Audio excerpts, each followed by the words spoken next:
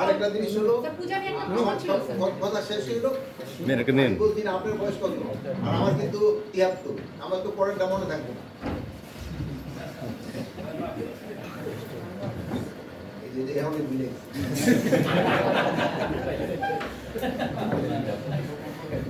দ্বিতীয়টা ছিল হলো আমাদের এই যে পাচার, রোহিঙ্গ ওখানে কিন্তু একটা প্রচুর হচ্ছে যে আমাদের এই মাদক তো সবচেয়ে বড় সমস্যা।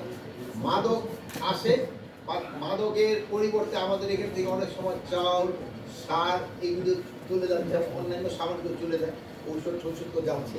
এটারে কিভাবে রোধ করা যায়?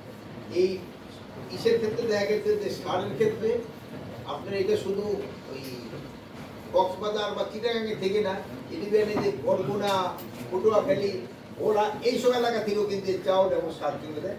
এই জন্য আমরা স্পেশালি যদি এটা সাগর দিয়ে দেয়, নেভি এবং কোস্টগার্ড আমরা ইনস্ট্রাকশন এটা যেন এইভাবেও এটা বন্ধ করতে হবে। আর আমাদের থেকে যায় এইসব জিনিস, আর আসে হলো মাদক, যেটা নিয়ে কোনো ইয়েই নেই, যেটা ক্ষতি ছাড়া ওটার কোনো লাভই নেই, শুধু ক্ষতি আর ক্ষতি। এটারে কিভাবে বন্ধ করা যায় এটা। আরেকটা আপনারা জানেন যে মিয়ানমার যে আরাকান আর্মিটা কিন্তু বেঁচে আছে এই মাদকের ভিতরে, কিন্তু একটা হলো ভালো খবর হলো মাদকের ধরা কিন্তু অনেক বেড়ে গেছে, মাদকের ধরা কিন্তু অনেক বেড়ে গেছে। ওইটা আপনি একটা বুঝতে পারবেন, যেসব ধরা বেশি যায় সেসব দেখবেন যে আপনারা তো আরো এই খবর বেশি রাখেন আমার থেকে, সেরকম মাদকের দাম বেড়ে যায়।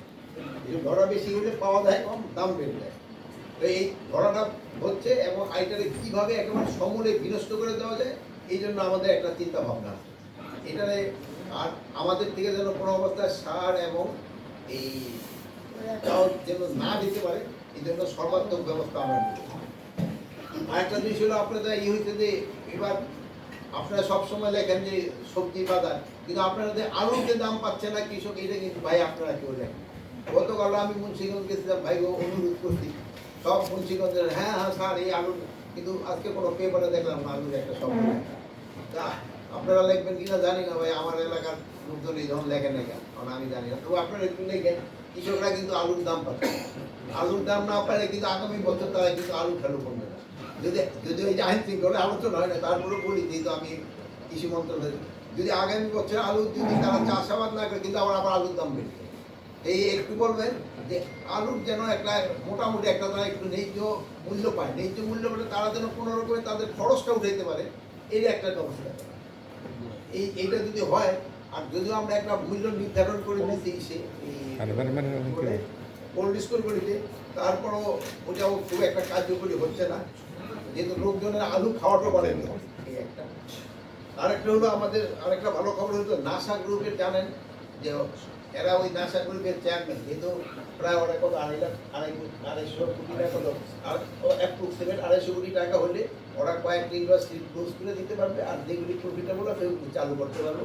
তো নাসা গ্রুপের চেয়ারম্যান তারপর সাইন করে দিচ্ছে ওনার সম্পত্তি বিক্রি করার জন্য। এতদিন উনি রাজি হয় না বিক্রি করতে, বাট গতকালকে উনি রাজি হয়েছে। এখন এইটা এই সমস্যাটা সমাধান হলে আমাদের শ্রমিক ভাইদের সমস্যাটা সমাধান হবে, শ্রমিক ভাইরা তাদের টাকাটা পেয়ে যাবে এবং তারা অন্য কোনো ইন্ডাস্ট্রিতে গিয়ে জয়েন করতে পারবে, আর যেটা প্রফিটেবল আছে ওই ইন্ডাস্ট্রিগুলিতেও চলবে। এইগুলির উপরে সবচেয়ে বেশি আলোচনা হয়েছে। তারপরে ধরুন তো ইলেকশনের ব্যাপার তো একটা সবসময় থাকে, ওই ব্যাপারগুলো আমাদের আলোচনা হয়েছে। এখন যদি আপনাদের যদি কোনো প্রশ্ন থাকে